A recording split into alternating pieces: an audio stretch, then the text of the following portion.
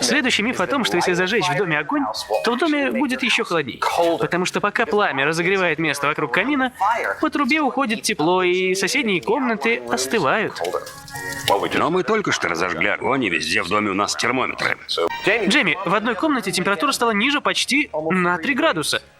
Здорово, значит, воздух в нее поступает. Да, может проверить кухню? В кухне изменений мало, но она выходит в гостиную. Но в соседних комнатах температура упала на целых 3 градуса. На улице 13 градусов тепла.